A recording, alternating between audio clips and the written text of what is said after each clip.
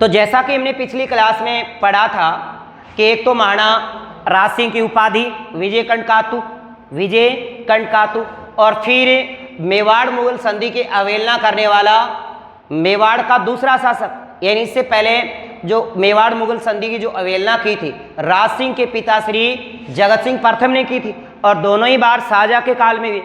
इसके बाद टीकादोड़ अभियान के बारे में बात की। टीकादोड़ अभियान के अंतर्गत अपने राज्य का विस्तार किया था। और उसके बाद औरंगजेब और राज सिंह के बीच विवाद के कारण क्या क्या थे? एक तो था कि औरंगजेब कट्टर मुस्लिम था और हिंदू विरोधी था, देवी देवताओं की मूर्तियां भी तुड़वाता है और जजिया कर भी लगवाता है। और मूल जो तत्कालिक जो कारण बना था वो चारुमती विवाद था। चारू से विवाह करना चाह रहा है, विवाह हो गया था किसके साथ? राज सिंह। और इसके बाद हमने रतन सिंह चुंडावत की बात, जो राज सिंह का सेनापति रतन सिंह चुंडावत थे, और उनकी रानी सैल कंवर के बारे में पिछली क्लास में सारा डिटेल से पढ़ा। अब जजिया कर की बात कर लेते हैं। जजिया कर, मैंने ये कहा था कि जजिया कर एक धार्मिक कर है, हिंदुओं से लिया जाने वाला एक तीर्थ कर है, हिंदुओं से लिया जाने वाला एक तीर्थ कर। इस कर की शुरुआत मोहम्मद बिन तुगलक से होती, फिर मुगल बादशाह इसको बाबर लागू करता है। कौन? बाबर। फिर अकबर 1564 में इसको वृंदावन से समाप्त कर देता है। फिर औरंगजेब इसको 2 अप्रैल 1679 को फिर से लागू करता है। और हमने ये भी बात जानी कि जजिया कर के अंतर्गत एक प्रकार से हिंदू से मुस्लिम बनाने की प्रथा ही थी, हिंदू से मुस्लिम बनाने की प्रथा थी। क्यों? क्योंकि जो लोग कर नहीं दे पा रहे थे उनको जबरन इस्लाम कबूल करवाया जा रहा था। यानी जो जजिया कर नहीं देगा वो क्या करेगा? इस्लाम कबूल करेगा। यानी गैर मुस्लिमों पर लगने वाला कर ही कौन सा है? जजिया कर। जजिया कर 2 अप्रैल 1679 को लागू किया था राज सिंह के काल में। किसके काल में? राज सिंह। अब इसके बाद राज सिंह का बेटा आता है, राज सिंह का बेटा जय सिंह। कौन है? जय सिंह, महाराणा जय सिंह जब राजा बने तो पुणे मेवाड़ मुगल संधि फिर से होती है, यानी मेवाड़ मुगल संधि पुणे होती है और औरंगजेब जजिया कर वहां पे हटा देता है 1681। दूसरी मेवाड़ मुगल संधि 1681 को होती है। पहली 1615 को, 5 फरवरी 1615 मैगजीन दुर्ग, अकबर का किला, अकबर का दौलत खाना, वहां हुई थी। दूसरी जो 1681 में राज सिंह के काल के बाद जिनका बेटा जय सिंह बनता है, तो जय सिंह के काल में जब मेवाड़ मुगल संधि हुई तब इस कर को हटा दिया गया था।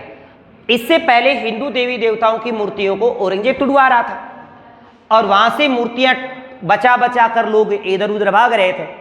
उस समय दामोदर तिलकायत और उनका एक भाई था गोविंदास। दामोदर तिलकायत और गोविंदास श्रीनाथ जी की मूर्ति लेकर के पहले कहते हैं जोधपुर के शासक के पास जाते हैं, और जोधपुर का शासक उस समय जसवंत सिंह प्रथम था।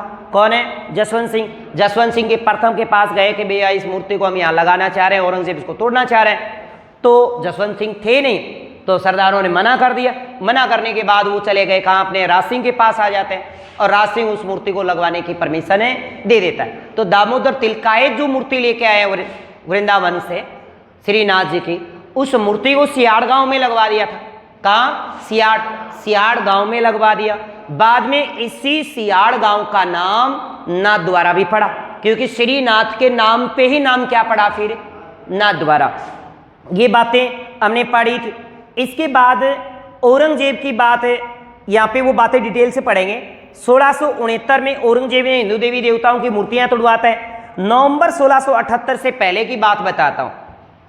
औरंगजेब की निगाहें जोधपुर पर थी, वो चाहता कि जोधपुर पे कब्जा हो जाए, जोधपुर पे कब्जा करना चाह रहा था। तब जसवंत सिंह जब जोधपुर का शासक है, उस समय औरंगजेब ने दिल्ली के अंदर एक शेरों की लड़ाई शुरुआत करवाता है। शेरों का खेल होता है। कहते हैं कि वहाँ उस समय जसवंत सिंह भी पधारे थे और राजपूताने के अनेक जो मुगलों की जो अधीनता स्वीकार कर चुके थे, वो सारे के सारे जितने भी राजा थे वो दिल्ली दरबार में पहुंचे। दिल्ली पहुंच करके तो वहाँ पे शेरों की लड़ाई चल रही थी। अब जसवंत सिंह की जब बारी आती है तो जसवंत सिंह को कहते हैं कि जसवंत सिंह, औरंगजेब कहता है कि आप अपने कौन से शेर को लड़ाया, अपने शेर लेके आए हो। तो जसवंत सिंह वहां से कोई शेर नहीं कोई शेर नहीं लेके गया। तब जसवंत सिंह ने अपने पुत्र को लेगा कि साहब मेरा बेटा लड़ेगा शेर से। किसका? जसवंत सिंह। जसवंत सिंह ने कहा कि औरंगजेब को कि भी मेरा बेटा लड़ेगा इससे। औरंगजेब क्या पागल हो गया क्या यार, शेर है ना कि फांसड़ी खा जाओ, हड्डी भी गुन छोड़ो। तो कहते हैं कि जसवंत सिंह ने कहा नहीं, हमारे तो शेर है, यही है, यही लड़ेंगे। तो कहते हैं कि जसवंत सिंह के जिद के कारण औरंगजेब ने कहा ठीक है, देखिए थोड़ी देर बाद में टिंगर समेटन जो कोई गुन पाओगे। औरंगजेब ने कहा, तो जसवंत सिंह ने कहा ना कि लड़ेगा तो हमारा बेटा ही लड़ेगा। अब जसवंत सिंह के बेटा उसे शेर के सामने उतर जाता है, शेर का पिंजरा खोल दिया जाता है। जैसे ही जसवंत सिंह का बेटा जिसका नाम था पृथ्वी सिंह, क्या था? पृथ्वी सिंह। अब पृथ्वी सिंह जब शेर के सामने, उस समय महज इसकी आयु मात्र कितनी थी? 15 वर्ष। 15 वर्ष की आयु का जब पृथ्वी सिंह को शेर के सामने उतारा जाता है, तो जब ये पृथ्वी सिंह तलवार निकालने वाले होते हैं, तब पीछे से आवाज देते जसवंत सिंह कि बेटा शेर नियत्ता है। तो कहते हैं कि पृथ्वी सिंह ने तलवारें फेंक दी, और जैसे ही शेर ने पृथ्वी सिंह पर अटैक किया, तो पृथ्वी सिंह ने उस शेर का जबड़ा पकड़ करके उसके 2 हिस्से कर दिए और शेर को मार दिया। औरंगजेब बोचक्का हो गया, यार एक 15 साल की लड़के ने शेर का जबड़ा पाड़ दिया, अगर कल को मैं गया तो कहीं मेरे पैर के ऊपर पैर रख के कहीं 2 हिस्से कर दिए। दिमाग में तो आया, तो उसने उसी समय घोषणा कर दी कि पृथ्वी सिंह को मुगल बादशाह की तरफ से खिलहत दिया जाएगा। खिलहत होती है पोशाक, यानी राजा की ओर से दिए जाने वाली विशेष पोशाक क्या कहलाती? खिलहत। खिलहत दिया गया। अब कहते हैं कि औरंगजेब ने उस समय उसमें कुछ जहर वहर मिलवा दिया उस पोशाक में, ऐसा कि जाके जैसे धीरे धीरे उस कपड़े के संपर्क में आएगा तो धीरे धीरे उसके बॉडी के अंदर जहर फैल जाएगा और इसकी मृत्यु हो जाएगी। क्योंकि जसवंत सिंह का उस समय एक ही बेटा था, वो था पृथ्वी सिंह। तो कहते हैं कि कुछ दिन बाद, जैसे बच्चे की तो आदत होती है कि भाई मेरे को देखो मैं दिल्ली गया था और शेर के जबड़े फाड़े, तो उस पोशाक को पहन के रोजाना पहनता वो तो बदल बदल के। अब धीरे धीरे पृथ्वी सिंह बीमार हो गया और पृथ्वी सिंह की फिर कुछ दिनों बाद उस जहर की वजह से मृत्यु हो गई। अब जसवंत सिंह मात्र महज एक है और औरंगजेब की निगाहें जोधपुर पे थी, तो वो क्या करता है कि भाई जसवंत सिंह को इधर उधर के युद्धों में भेजेंगे तो कहीं ना कहीं कोई न कोई युद्ध में काम आ जाएगा, मतलब सिमट जाएगा। सीधी सी बात है कि जितने युद्ध में लेगा तो ज्यादा युद्ध लड़ेगा तो जल्दी काम आएगा। तो इसको औरंगजेब ने जसवंत सिंह को जमरूद अफगानिस्तान भेज दिया कि नहीं, हिंदुस्तान नहीं, इसको बाहर भेजो। उस समय जमरूद अफगानिस्तान भी हिंदुस्तान का ही हिस्सा था, जो जमरूद अफगानिस्तान भेजता है, जमरूद अफगानिस्तान। अब जमरूद अभियान पे भेजा गया, तब कहते हैं जसवंत सिंह की मृत्यु हो गई। और जैसे ही जसवंत सिंह की मृत्यु हुई, तब औरंगजेब ने कहा कुफर का दरवाजा टूट गया। क्यों? क्योंकि अब जोधपुर के ऊपर अधिकार आराम से कर सकता है औरंगजेब, क्योंकि इस जसवंत सिंह के कोई भी संतान नहीं थी। तो कहते हैं इनकी 2 रानियां, एक का नाम जादम था और एक का नाम नरुकी था, दोनों ही रानियां गर्भ से थी। तो जादम और नरुकी दोनों अफगानिस्तान से वापस लौट रही थी। लाहौर में उनको 2 पुत्रों के जन्म होते हैं, लाहौर में 2 बेटे जन्मते, लाहौर में हुआ था जन्म। तो जादम ने जिस बेटे को नाम दिया उसका नाम अजीत सिंह और नरुकी ने जिस बेटे को नाम दिया था उसका नाम दल थमन। अब दल थमन और अजीत सिंह 2 बेटे जन्मे, परंतु दल थमन की कुछ ही दिन बाद में मृत्यु हो जाती। दल थमन की कुछ दिन बाद में क्या हो गई? मृत्यु। ऐसा अभी इस पे ही देखेगा। एक तो मैंने बताया कि एक तो थी जादम और जादम का पुत्र है अजीत सिंह, अजीत सिंह जन्मता है। और एक है नरुकी, और नरुकी से जो पुत्र जन्म लेता है उसका नाम दल थमन है, दल थमन। और इसकी मृत्यु कुछ ही दिन बाद मृत्यु हो जाती है। अब औरंगजेब की निगाहें जोधपुर पे थी तो अजीत सिंह जन्म गया। अब लो भाई, बीच में रास्ते में रोड़ा। अब औरंगजेब चाहता है कि भी अजीत सिंह को किसी भी प्रकार से ना अगर हम हटा दें या जोधपुर के अजीत सिंह की हत्या कर दें तो जोधपुर पे खालसा लागू किया जा सकता है। खालसा का मतलब जब्त एरिया। खालसा का मतलब क्या होता है? जब्त एरिया, कि जोधपुर को जब्त कर लिया जाएगा और मुगल चौकी स्थापित कर देंगे। तो अजीत सिंह की माता श्री जादम को कहा कि भाई थारो जी को छोरो है और न्याणो है, छोटो है, और मारवाड़ में जिन्हें खान पीन की समस्या ही है, तो थे थारले लाडले ने दिल्ली लियो, बादाम अखरोट खाएगा जल्दी से जवान हो जाएगा, जबकि ऐसा कोई प्लान नहीं था। अब क्या कि जादम मान गई, लुगाई की जात थी, अक्ल काट ली, औरंगजेब की काट ली अक्ल, औरंगजेब अक्ल काट ली, जादम ने हाँ कर दी। अजीत सिंह और जादम को दिल्ली ले जाया जाता है। अब दिल्ली इसके साथ कौन जाती है? जादम गई। जादम के साथ इनकी एक ढाई माँ जो अजीत सिंह की थी उसका नाम था गोरा, गोरा भी जाती। एक महिला जिसका नाम बाघेली थी वो बाघेली भी चली जाती। बाद में ये सूचना दुर्गादास को पता चलता है, जो सालवा गांव जोधपुर वाले हैं, सालवा गांव के जोधपुर के दुर्गादास को पता चला यार ये तो बड़ा गजब हो गया, अब तो अजीत सिंह के प्राण बड़े खतरे में, क्योंकि उसने बांप लिया था कि भी ऐसे बुलाना तो मतलब है कोई ना कोई आशंका ही है खतरे की। तो उसने क्या किया, वंश भास्कर कृति के मुताबिक सूर्यमल मिश्रण की कृति, वंश भास्कर की कृति ये कहती है कि दुर्गादास और एक मुकुंदास खींची, दोनों ने योगी बेश कालबेलिए के रूप धारण किए और दिल्ली की ओर प्रस्थान कर जाते हैं। अब दिल्ली चले, दिल्ली जाने के बाद वो राजकुमार से मिलने का जिद करते हैं कि भाई मैं राजकुमार से मिलना चाह रहे हैं, मारवाड़ से आए हैं, एक बार राजकुमार को दिखाना चाहते हैं, और यहाँ पे राजकुमार को, आपके बच्चे को, राजकुमार को हम खेल दिखाएंगे तो बच्चा प्रसन्न भी होएगा, बच्चा प्रसन्न होएगा। तो कहते हैं उनको परमिशन दी जाती है। वीर दुर्गादास वो सारा वृत्तांत जादम को बताता है, गोरा को बताता है। गोरा परिस्थिति को भांप गई कि शायद ऐसा हो सकता है, तो इसने क्या किया, दुर्गादास मुकुंदास खिंची के सहयोग से जादम, गोरा को और बाघेली महिला को वहां से निकाल लेता है। परंतु औरंगजेब यहां पीछा भी कर सकता था, तो इस गोरा ने अपने पुत्र को छोड़ दिया पीछे, क्योंकि अजीत सिंह और गोरा का बेटा हम उम्र के, अजीत सिंह और गोरा का बेटा हम उम्र के, और गोरा ने अपने पुत्र को वहां पे छोड़ दिया। मतलब बलिदान, सीधी सी बात, औरंगजेब उसकी हत्या करेगा, औरंगजेब उसकी हत्या करेगा। इसीलिए इस गोरा को मारवाड़ की पन्नाधाई भी कहा जाता है, क्योंकि इसने पन्नाधाई की तरह अपने पुत्र का क्या दिया है, बलिदान दिया। किसने? गोरा ने, गोरा ने दिया।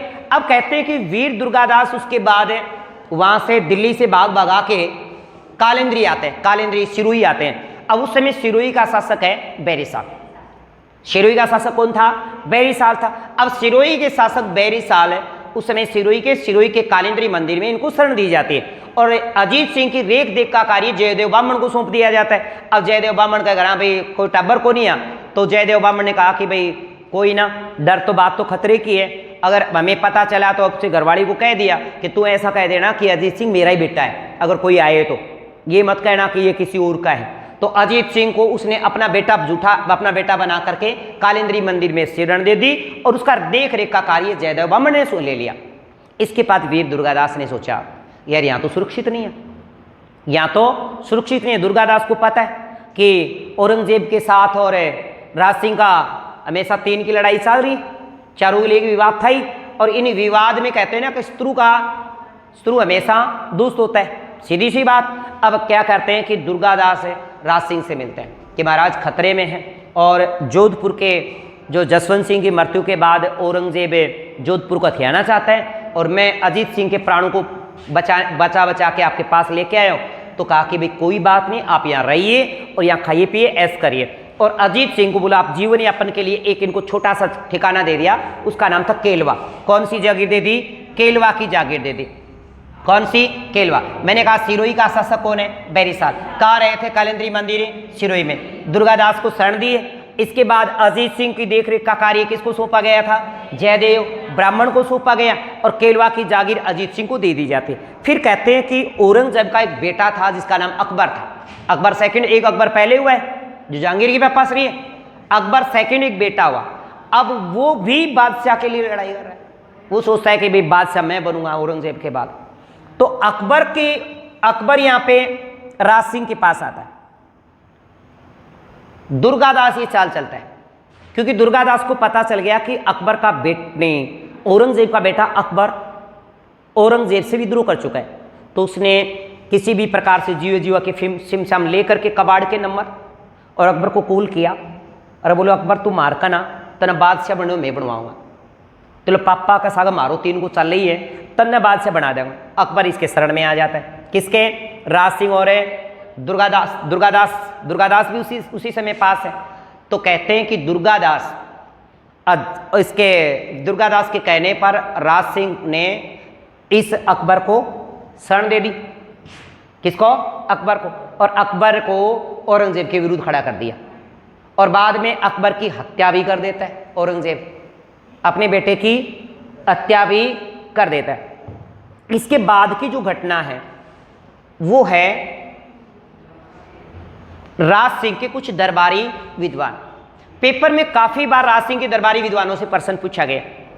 सबसे पहले रणछोड़ भट्ट तेलंग की बात करते हैं। किसकी? रणछोड़ भट्ट तेलंग। रणछोड़ भट्ट तेलंग यानी तेलंगाना से थे। ये कहां से था? तेलंगाना से। तेलंगाना का होने के कारण क्या कहलाया? तेलंग। जैसे राजस्थान का होने के कारण राजस्थानी, हरियाणा से होने के कारण हरियाणवी, पंजाब का होने के कारण पंजाबी। इस प्रकार से ये कहां से थे? तेलंगाना से थे। तेलंगाना को होने के कारण इस रणछोड़ भट्ट तेलंग के नाम से जाना गया। रणछोड़ भट्ट तेलंग इनके दरबारी विद्वान हैं। इन्होंने राज सिंह, जय सिंह, अमर सिंह तीन के दरबार में रहे। सबसे पहले ये राज सिंह का दरबारी विद्वान है। अब राज सिंह की मृत्यु के बाद राजा बनता है जय सिंह, तो जय सिंह के दरबार में भी रहा। इसके बाद जो राजा बनता है वो है अमर सिंह सेकंड। अमर सिंह सेकंड तक, यानी इनके काल में तीन राजा आए और तीनों चले गए। किसके? रणछोड़ भट्ट तेलंग। रणछोड़ भट्ट तेलंग ने दो चीजें लिखी। एक तो राज प्रशस्ति लिखी है, राज प्रशस्ति। राज प्रशस्ति तो राज सिंह के काल में लिखी है, राज प्रशस्ति तो राज सिंह के काल में लिखी। और एक इनकी करती है अमर काव्य वंशावली। अमर काव्य वंशावली इन्होंने अमर सिंह सेकंड के काल में लिखी, तभी इसका नाम क्या है? अमर काव्य वंशावली। राज सिंह के काल में अमर काव्य वंशावली नहीं लिखी गई, राज सिंह के काल में लिखी गई राज प्रशस्ति। अब रणछोड़ भट्ट तेलंग तीन के दरबारी, राज सिंह का दरबारी रहे, जय सिंह का दरबारी रहे, अमर सिंह सेकंड का दरबारी रहे। और अमर सिंह सेकंड के काल में इन्होंने क्या लिखा है? अमर काव्य वंशावली लिखा। पर दरबारी विद्वान किसका रहा? सबसे पहले राज सिंह का, फिर जय सिंह का, फिर अमर सिंह सेकंड का, जिन्होंने अमर काव्य वंशावली अमर सिंह सेकंड के काल में लिखी है। इस अमर काव्य वंशावली करती में शक्ति सिंह, महाराणा प्रताप के भाई शक्ति सिंह और चेतक का उल्लेख मिलता है। यानी चेतक घोड़ा था, महाराणा प्रताप के घोड़े का नाम चेतक था। ये जानकारी हमें अमर काव्य वंशावली से ही मिलती है। शक्ति सिंह जो महाराणा प्रताप के भाई हैं, हल्दी घाटी के युद्ध में महाराणा प्रताप का अंतिम समय में साथ देते हैं, इसका उल्लेख अमर काव्य वंशावली में भी किया गया। तो एक तो हो गया रणछोड़ भट्ट तेलंग। अभी हाल ही में एक प्रश्न पूछा गया कि राज रत्नाकर करती किसके?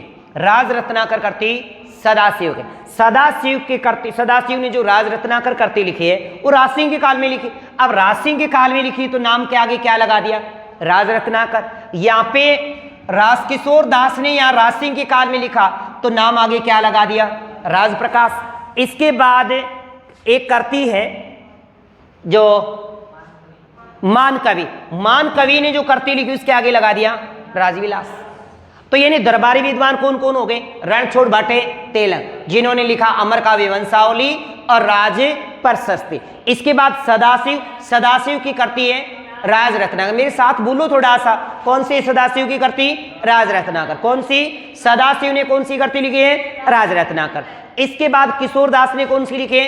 राज प्रकाश या रस प्रकाश। राज प्रकाश या रस प्रकाश एक ही बात है, चाहे राज प्रकाश नाम आए चाहे रस प्रकाश। तो राज प्रकाश या रस प्रकाश किसने लिखे हैं? किशोर दास ने।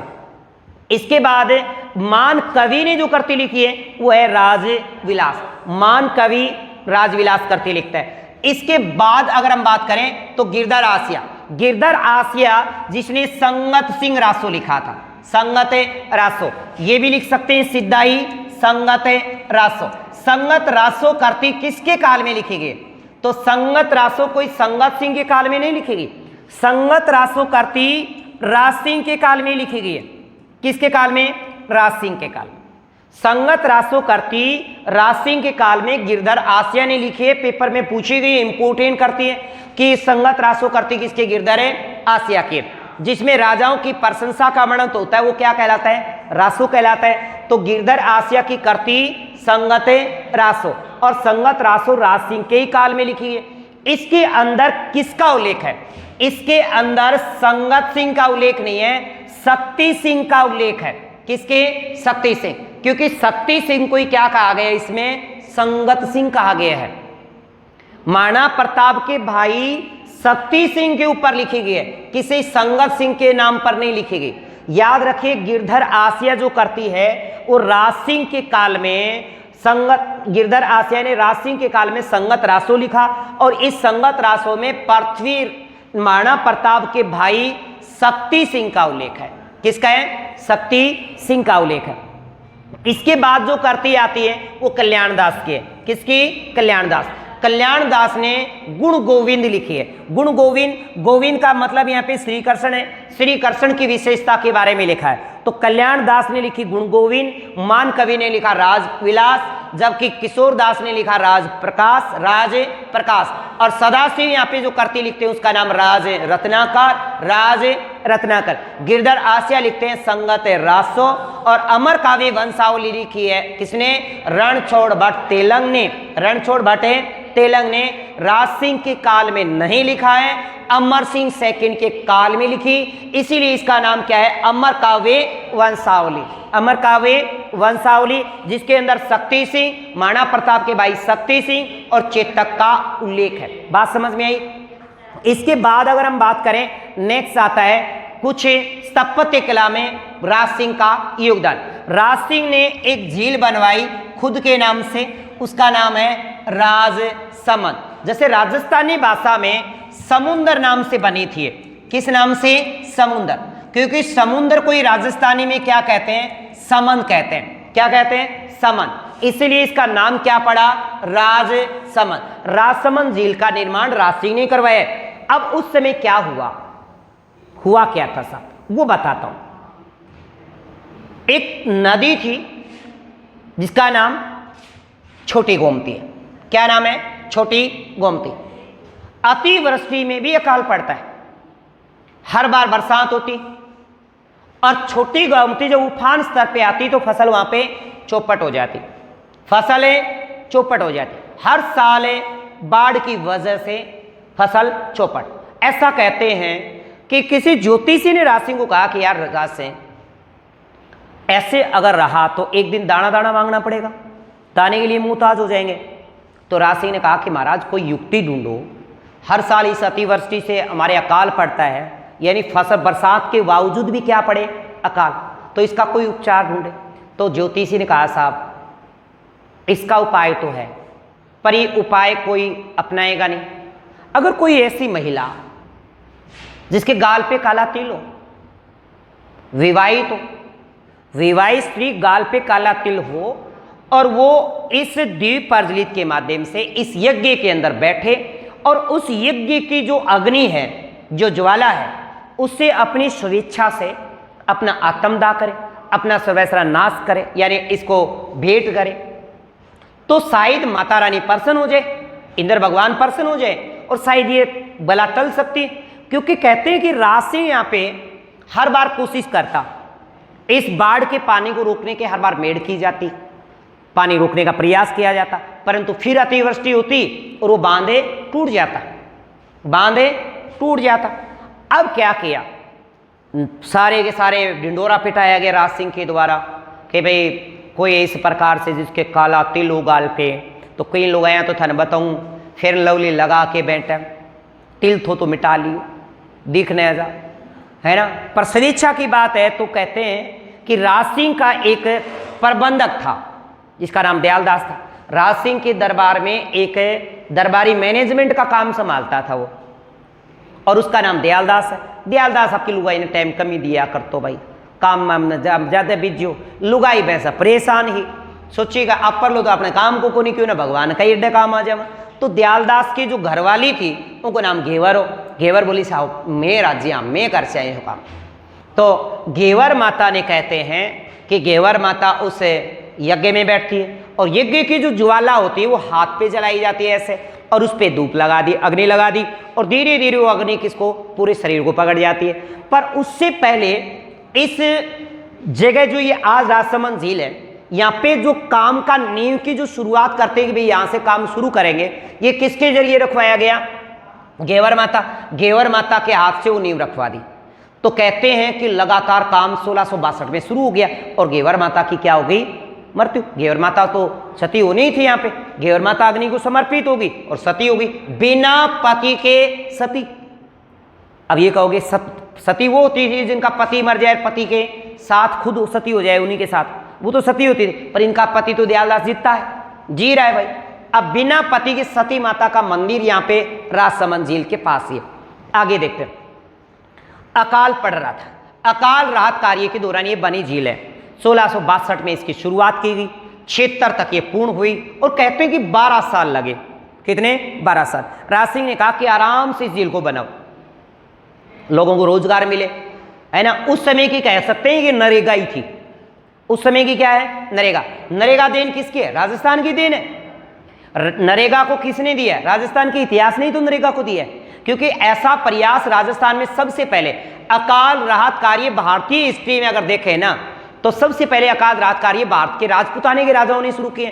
पहली बात तो अकाल पड़े भी गए, राजस्थान में ही पड़े, राजस्थान के अलावा कहीं अकाल तो पड़े ही नहीं है। अकाल की चपेट में आता तो कौन? राजस्थान। तो भारतीय इतिहास में जो अकाल की बात आती है, अकाल राहत कार्य की बात आती है, तो वो राजस्थान से ही शुरू हुए। और राजस्थान में ऐसा अकाल राहत कार्य शुरू करने वाला, अकाल राहत कार्य कारण दौरान कोई झील बनवाने वाला पहला व्यक्ति राज सिंह। कौन है? राज सिंह। तो और आपने पता कि उस समय अपने नरेगा को जी को काम चले, नरेगा को काम चले तो मेट हुए एक आदमी, है ना, उनकी हाजिरी भरी जावे, क्या हाजिरी होगी, उनका कितना पैसा दिया, कितना मजदूर ला गया, कितना मिस्त्री, उनको सभी रिकॉर्ड तो रखे जावे। कहते हैं कि राज सिंह ने भी इसका रिकॉर्ड रखा, इसका रिकॉर्ड रखा। किसका? राजसमंद झील का। और राजसमंद झील में उस समय 12 साल में 1 करोड़ रुपए का खर्चा आया और उस खर्चे का बाकायदा रिकॉर्ड रखा गया कि इतने मजदूरों को दिए गए, इतने मिस्त्रियों को दिए गए और इसमें खर्चा कितना है उस समय? 1 करोड़। उस समय 1662 में। इसका हिसाब किताब आज भी लिखित है। अकाल राहत कार्य के दौरान बनी सबसे पहली झील है। राजस्थान सरकार ने धार्मिक दृष्टि से पवित्र झील भी माना है और राजस्थान की कृत्रिम झीलों में दूसरी सबसे बड़ी झील है। कृत्रिम झील जो मानव निर्मित झील होती है वो क्या होती है? कृत्रिम। और कृत्रिम झीलों में राजस्थान की दूसरी सबसे बड़ी झील है। तो पहली सबसे बड़ी कौन सी है? पहली राज सिंह का जो बेटा जय सिंह है, राज सिंह का बेटा आगे जो जय सिंह होएगा, उसने अपने पिता वाली से भी बड़ी झील बनवा दी, है ना, यानी पिता से भी बड़ी। वो राजस्थान की सबसे बड़ी मीठे पानी की कृत्रिम झील, ये राजस्थान की दूसरी सबसे बड़ी मीठे पानी की झील जो राज सिंह ने बनवाई। इसमें कवाद कहते हैं कि राज सिंह यहीं पर पास में एक नगर बसाते हैं, पास में एक नगर बसाते हैं जिसका नाम राजनगर रखा गया। और वर्तमान में राजनगर, राजसमंद नाम से कोई भी नगर नहीं है, याद रखिएगा। आप जाके जयपुर में जाओगे और जाके कहोगे राजसमंद की टिकट दे दो, तो आपको कोई भी राजसमंद के नाम से टिकट नहीं देगा। राजस्थान के 33 जिले हैं, और पहले 33 हैं, अब 19 बने, तो उसका तो अभी रिकॉर्ड नहीं है क्योंकि ये तो प्रमाण अभी हुआ, लागू नहीं हुआ है पूरी तरह से। जैसे 33 जिले हैं, अब 33 जिलों में 32 जिले ऐसे हैं राजस्थान के जिनके नाम से शहर हैं। जैसे हनुमानगढ़ करो, गंगानगर करो, चूरू करो, बीकानेर करो, जयपुर करो, उदयपुर करो, सभी जिलों के क्या है? नाम है। कोटा का है, बूंदी आए, बारा है, अलवर आए, भरतपुर आए, करौली है, सब जिलों के नाम है और नाम से शहर भी है। नाम से क्या है? शहर। परंतु राजस्थान में राजसमंद नाम से कोई शहर नहीं है। अब फिर राजसमंद जिला कैसे बनाया? राजसमंद को जिला बनाया गया। राजसमंद को क्या बना दिया गया? जिला। अब राजसमंद जिले का जो नाम रखा गया वो इसी झील के नाम पर रखा गया, क्योंकि राजसमंद नाम से कोई शहर तो है ही नहीं। तो राजस्थान का जो जिला राजसमंद जिला है वो एकमात्र जिला ऐसा है जो झील के नाम पे रखा गया, झील के नाम से। वर्तमान में राजसमंद नाम से कोई शहर नहीं है। कभी जाके जयपुर में कहो कि मैंने राजसमंद जानो, राजसमंद की टिकट दे दे, आगे लोग कहो कौन से राजसमंद की? राजसमंद नाम से तो कोई है ही नहीं। राजसमंद नाम से नहीं है, शहर नहीं है, याद रखिए। राजसमंद नाम से शहर नहीं है। तो फिर राजसमंद जिला बनाया, यह भी बात सही है कि राजसमंद जिला बना, तो उसका हेडक्वार्टर कहां बनाया गया? हेडक्वार्टर तो बनेगा, जैसे अपने चूरू की बात करें तो चूरू में है, बीकानेर की बात करें तो बीकानेर में जिला हेडक्वार्टर है ना, तो फिर राजसमंद जिले का हेडक्वार्टर कहाँ है? कहां है? यही बात करें तो राजनगर के नाम से जो बसाया था ना, क्या? राजनगर। और एक है कांकरोली, राजसमंद के अंदर एक है राजसमंद जिले में, एक तो राजनगर और एक है कांकरोली। इन दोनों के सीमा के बीच में यहां पे क्या बना दिया? एक जिला हेडक्वार्टर, जिला हेडक्वार्टर बनाया गया। कहां बनाया गया? राजसमंद जिले का जो जिला हेडक्वार्टर है वो राजनगर और कांकरोली के बीचों बीच है। जिला हेडक्वार्टर राजसमंद के नाम से ही है। किस नाम से? पर शहर नहीं है, जिला हेडक्वार्टर है। समझ रहे हो? तो भरमवंशी से वर्तमान में क्या कहते हैं अपन? भरमवंशी से वर्तमान में क्या कहते हैं? वह राजसमंद। पर राजसमंद नाम से अब भी राजस्थान में कोई शहर नहीं है। कहे जयपुर जाके टिकट कटवा लो के बहन तो राजसमंद जानो, राजसमंद की टिकट दे दो, वहां पे एड्रेस देगा या तो राजनगर या फिर नाथद्वारा या कांकरोली। समझ रहे हो? ऐसे। तो राजस्थान में अकाल राजकार्य के दौरान बनी सबसे पहली झील कौन सी है? राजसमंद झील। राजस्थान सरकार की दृष्टि से पवित्र झील कौन सी है?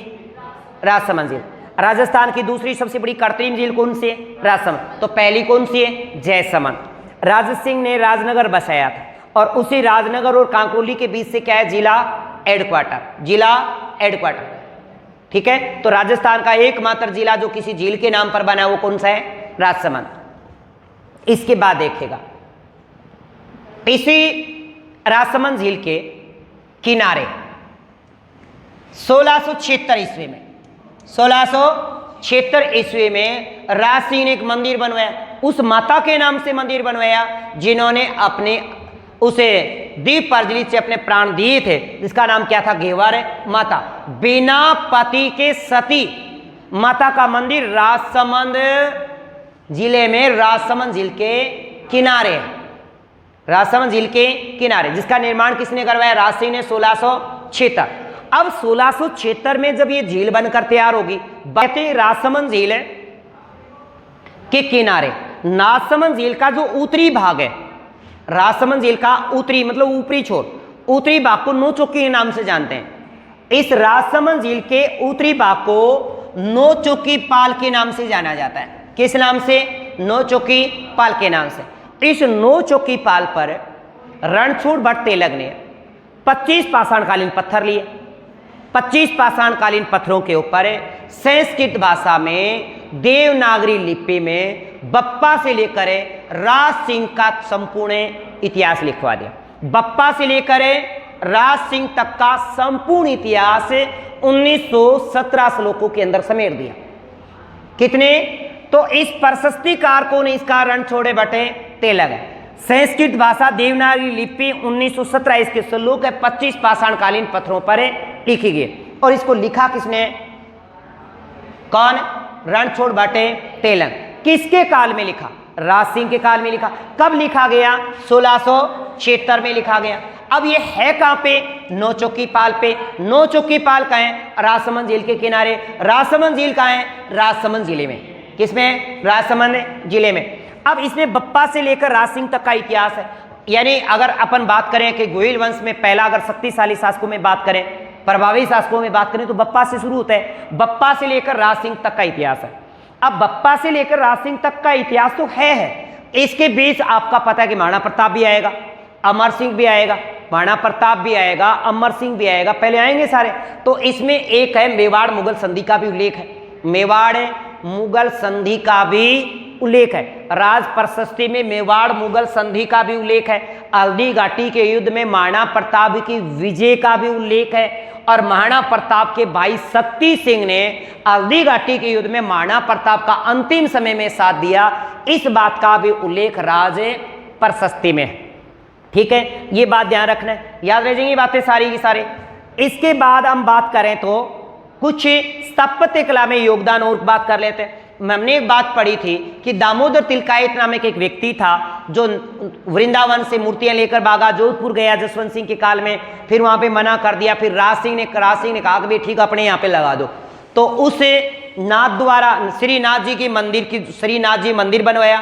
श्रीनाथ जी का मंदिर राज सिंह ने ही बनवाया है, और उस मंदिर में जो मूर्ति लगवाई श्रीनाथ जी की, और इस श्रीनाथ जी का जो मूर्ति लगवाने के बाद ये एरिया पहले किस नाम से था? सियाड़ नाम से। सियाड़ के बाद में श्रीनाथ जी के मंदिर के कारण इसका नाम क्या पड़ गया?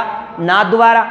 सिहाड़ गांव में है, सियाड़ का ही श्रीनाथ जी के मंदिर के कारण नाम क्या पड़ गया इसका? नाथद्वारा। तो नाथद्वारा का नाम किसके नाम पे पड़ा है? श्रीनाथ जी के मंदिर की वजह से पड़ा। अब इस श्रीनाथ जी के मंदिर को यहाँ पे बनवा दिया जाता है। कहाँ? सियाड़ गांव में। जबकि सियाड़ को महाभारत काल के अंदर, महाभारत काल में सियाड़ गांव का नाम नंदग्राम था। क्या था? नंदग्राम। पहले इसका नाम नंदग्राम था। इतिहास पृष्ठभूमि में बात करें तो इसे सियाड़ कहते थे राजपूताने की, पर वर्तमान में बात करें तो इसे क्या कहा जाता है?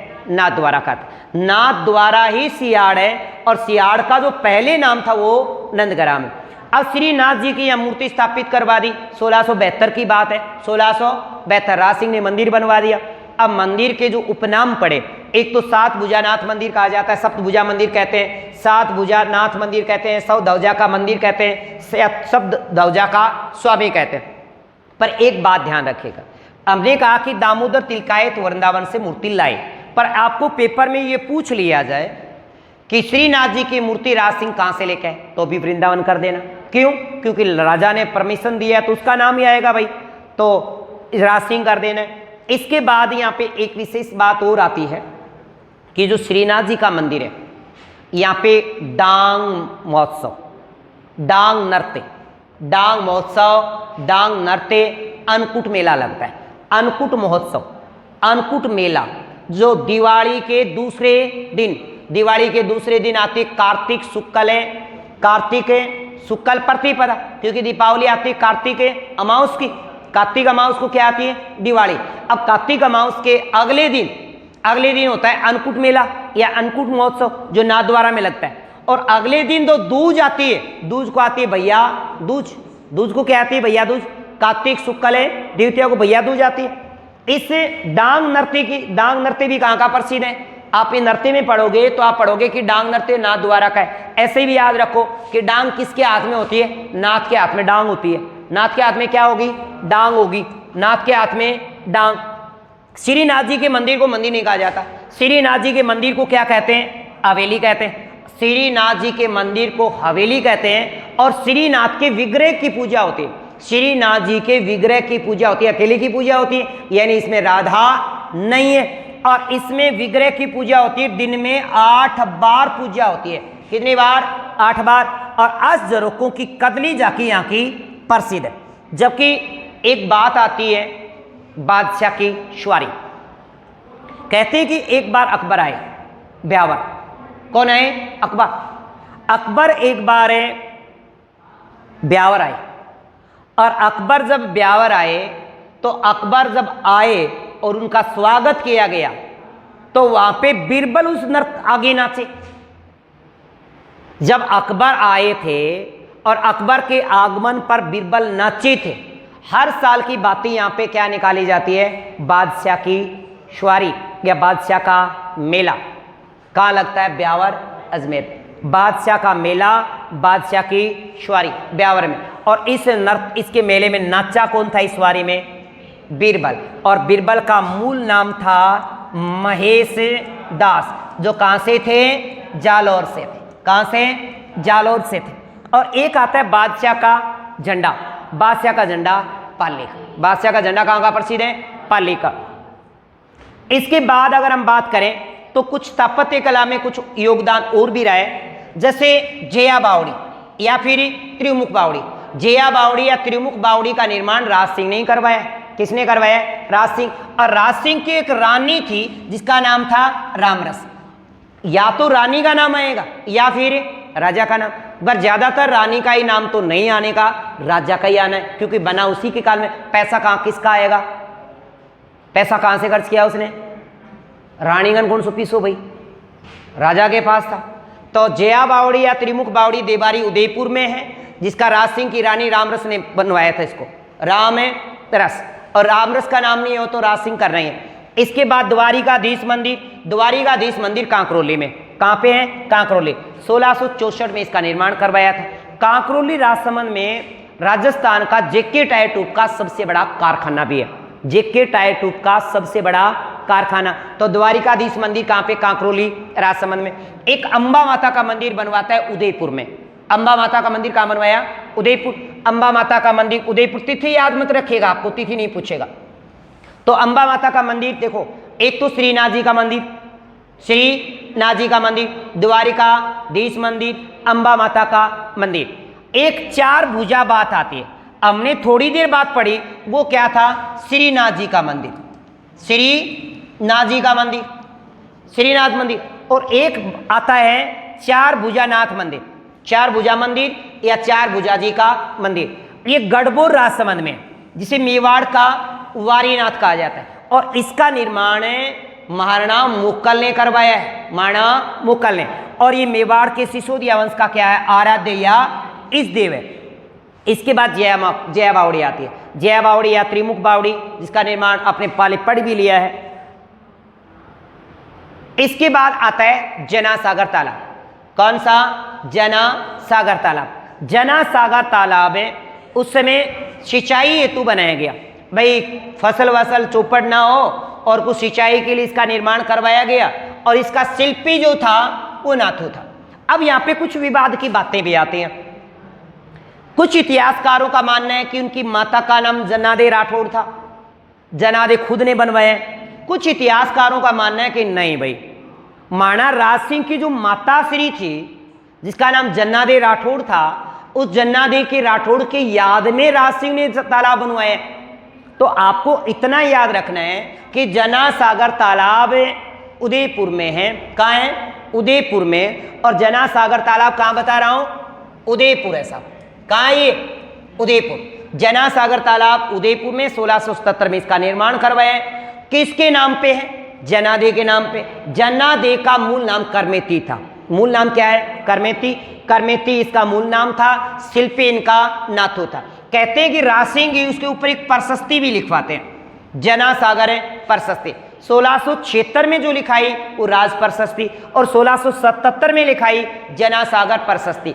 वो लिखी थी रणछोड़ भट्टेलग ने, और ये लिखी लक्ष्मीनाथ है और भास्कर भट्ट ने। लक्ष्मीनाथ और भास्कर भट्ट ने लिखे।